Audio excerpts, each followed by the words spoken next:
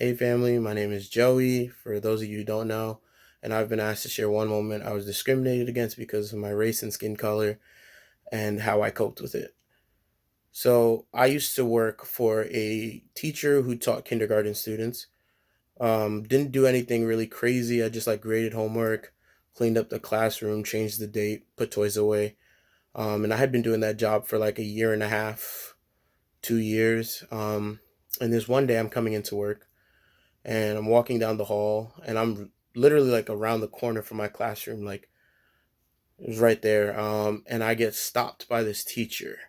So I'm walking and she kind of like walks in front of me and she stops me and she's like, who are you? Do you work here? Do you belong here? Kind of just like ask me all these questions as if I don't belong in the building. And I was off put and taken back and I was kind of just like, oh yeah, I just work for this teacher right here. And she was like, "Oh, okay, whatever," and she let me go. And I went into the classroom, um, told my teacher about it, told the teacher I worked for about it, and then later on in the day, the principal and the assistant principal came in the room, and they were looking around, asking obvious questions like, "Oh, your teacher's not here," knowing that they knew where she was at, and kind of like making it seem like they were looking around the room, but they were really just looking at me. Afterwards, like the next day, my teacher had approached me, and she was like, "Oh, the situation you told me about yesterday, someone had told the principal and the assistant principal that a young black man had came into the school wearing a non-age appropriate shirt, and she didn't know who he was or where he belonged. And she was like, "What shirt were you wearing?" And I was like, "What shirt was I wearing?" I was just wearing this Tupac shirt. It just says "All Eyes on Me" and it shows his face. And I was kind of just like, "This shirt isn't non-age appropriate, nor is it offensive."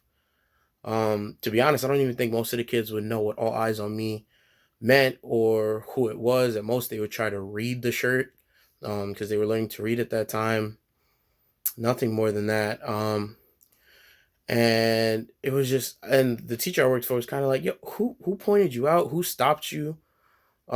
Just trying to gain more understanding on the other person's part. And it wasn't until I spoke to her that I had realized that she had stopped me because of my skin color and because I seemed like a threat to the school.